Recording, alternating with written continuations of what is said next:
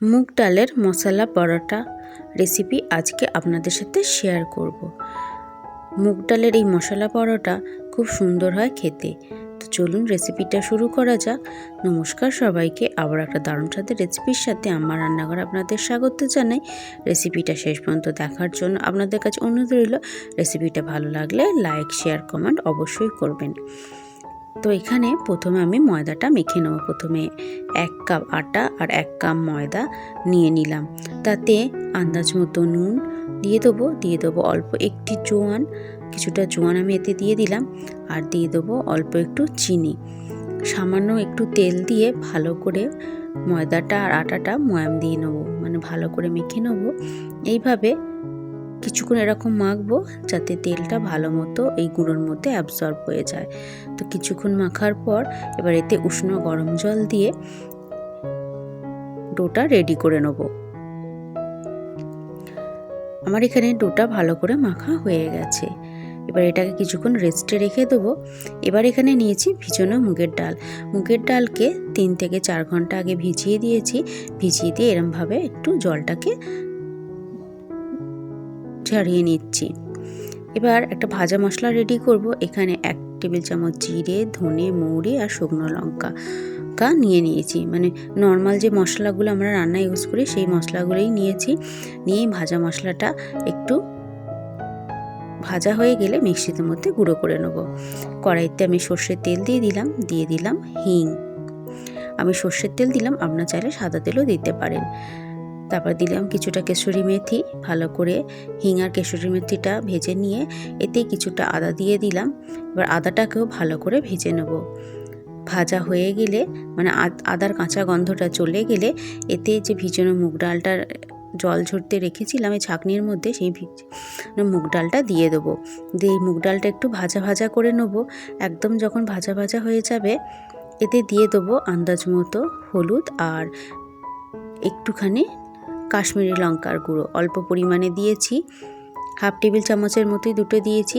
এবার এই হলুদ আর লঙ্কা গুঁড়োটা দিয়ে ভালো করে ডালটাকে ভেজে নেব। ভাজা হয়ে গেলে আন্দাজ মতো নুন আর আন্দাজ মতো চিনি দিয়ে দিলাম। দিয়ে ভালো করে আবারও ভেজে নেব। ডালটা যেন একদম ভাজা ভাজা শুকনো হয়ে যায়, এতে কোনো জল দেবো না আর। এবার একটু ভাজা ভাজা হয়ে গেলে এতে যে ভাজা মশলাটা ভেজে রেখেছিলাম সেই ভাজা মশলাটা গুঁড়ো করে নিয়েছি, সেটা এবার দিয়ে দেবো। দিয়ে ভালো করে মিশিয়ে নেব। তো ভালো করে মেশানো হয়ে গেলে এটাকে এবার ঠান্ডা করব, কারণ এটাকে আমি এবার গুঁড়ো বানাবো। তো মিক্সির মধ্যে দিয়ে দিয়েছি, কোনো রকম জল ছাড়াই এটাকে একটু গুঁড়ো করে নেব।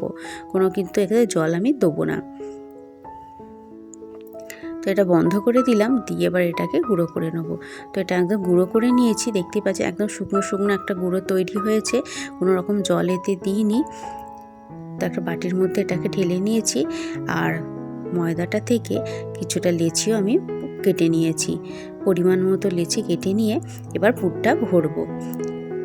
হাতের সাহায্যে এরকম একটু বাটির মতো বানিয়ে নিচ্ছি, যেভাবে আমরা পুলি পিঠে বানাই সেভাবে বানিয়ে নিয়ে অনেকটা পরিমাণে এই ডালের পুর এতে দিয়ে দেবো, তাতে খেতে ভালো লাগবে। তাই অনেকটা পরিমাণে ডালের পুর আমি এতে ভরে দিচ্ছি। এইভাবে ভরলে খেতে খুব ভালো লাগবে। এবার মুখটা এবার আস্তে আস্তে বন্ধ করে দেবো, এইভাবে যাতে পুরটা কোনোভাবে বাইরে না বেরিয়ে যায়। এইভাবে বন্ধ করলে পুরটা কোনোভাবেই বাইরে বেরোবে না। তো এইভাবে দিয়ে ভালো করে এবার মুখটা বন্ধ করে দিলাম। দিয়ে এবার হাতের সাহায্যে একটু গোল করে নেব। তো একটা রেডি হয়ে গেছে পুর ভরা, আর একটা এভাবে আমি ভরে নেব। প্রথমে বাটির মতো এইভাবে করে নেব, করে নিয়ে পুরটা ভরবো। ভিডিওটা ভালো লাগলে লাইক, শেয়ার, কমেন্ট অবশ্যই করবেন। চ্যানেলটা সাবস্ক্রাইব করে পাশে থাকবেন। পাশে থাকা বেল আইকনটা অবশ্যই প্রেস করবেন। আমি যখন নতুন কোনো ভিডিও আপলোড করব আপনাদের কাছে নোটিফিকেশান যাতে চলে যায়। এইভাবে ডালের পুরটাকে ভরে নিয়ে মুখটাকে ভালো করে বন্ধ করে দেবো। তো মুখটা আমি বন্ধ করে দিলাম।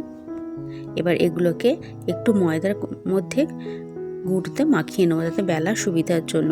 তো একটু ময়দা নিয়ে নিয়েছি, এই ময়দার মধ্যে এইভাবে গুঁড়ো একটু মাখিয়ে নিচ্ছি, তাতে এতে বেলতে সুবিধা হবে আর গায়েতেও বেশি ময়দা লেগে থাকবে না।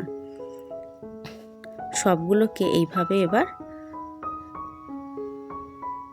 একটু ময়দার মধ্যে মাখিয়ে নেব।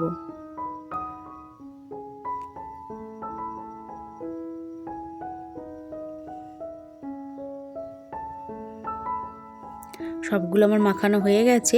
এবার এর থেকে একটা লেচি এবার বেলে নেবো আস্তে আস্তে, খুব আস্তে আস্তে বেলবো যাতে কোনোভাবেই না পুরটা বাইরে বেরিয়ে আসে। এইভাবে আস্তে আস্তে হাতের সাহায্যে চাপ দিয়ে বেলতে থাকবো, খুব জোরে চাপ দেবো না, হালকা হালকা চাপ দিয়ে এইভাবে বেলে নেবো।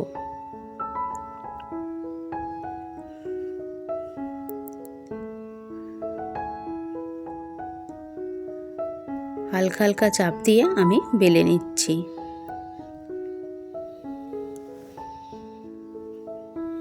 তো আমার বেলা হয়ে গেছে। তো এটা আমার বেলা হয়ে গেছে। এবার এটাকে একটা তাওয়ার মধ্যে দিয়ে দেবো। তো একটা লোহার তাওয়ার মধ্যে এটাকে দিয়ে দিয়েছি।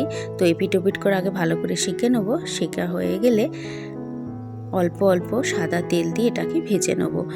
এগুলো কি সুন্দরভাবে ফুলে যাচ্ছে দেখুন, একদম কত সুন্দরভাবে এগুলো ফুলছে। অল্প অল্প তেল দিয়ে এগুলোকে এভাবে ভেজে নেব।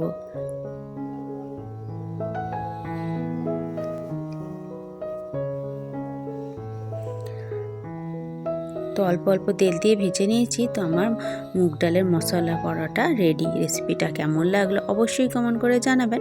ভালো লাগলে লাইক, শেয়ার, কমেন্ট, চ্যানেলটা সাবস্ক্রাইব করে পাশে থাকবেন। আরও নিত্য নতুন রান্নার ভিডিও বা রেসিপি পাওয়ার জন্য ভিডিওটা দেখার জন্য অসংখ্য ধন্যবাদ।